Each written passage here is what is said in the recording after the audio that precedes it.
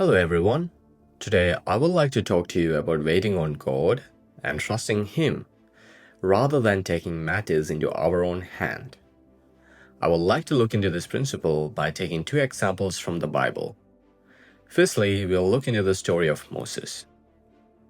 Moses lived in Egypt, where his fellow Israelites suffered under the Egyptian regime. He got tired of waiting that he took matters into his own hand and struck down an Egyptian soldier.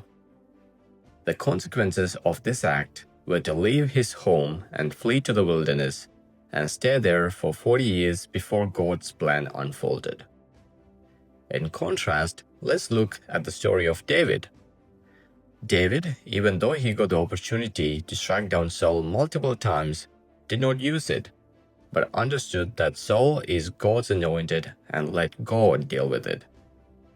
As a result, David did eventually become king over Israel without having the guilty conscience of killing Saul, who had once been like a father figure to him. Let's look at a few verses. Isaiah chapter 30, verse 18 says, "Blessed are all those who wait for Him." Psalm chapter 37, verse 9, which is written by King David, says, "Those who wait for the Lord shall inherit the land." David waited on the Lord, and in due time he became king over Israel. Proverbs chapter 10, verse 22 says, "The blessing of the Lord makes one rich, and He adds no sorrow with it." Being rich not only refers to financial blessings, but also to abundance in any valuable dimension of life. God increases you without the heartache, guilt, or anxiety when you wait on Him rather than take matters into your own hand or act under an emotional impulse. Have you ever felt pressure to solve a problem immediately, even when you had a sense you should wait? I would like to share a testimony.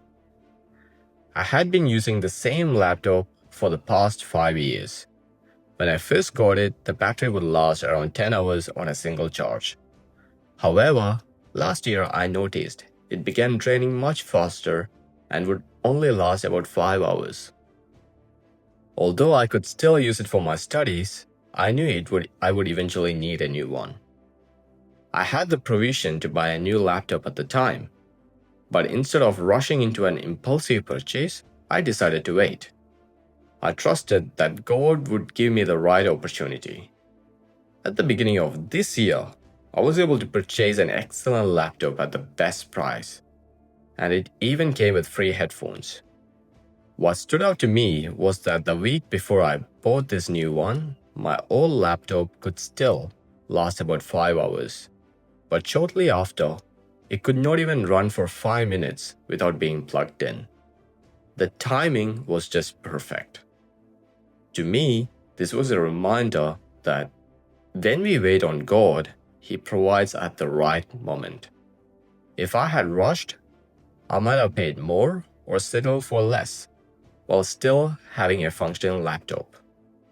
But waiting allowed me to receive something better without regret or pressure. Thank you for listening, and I will catch you at the next one.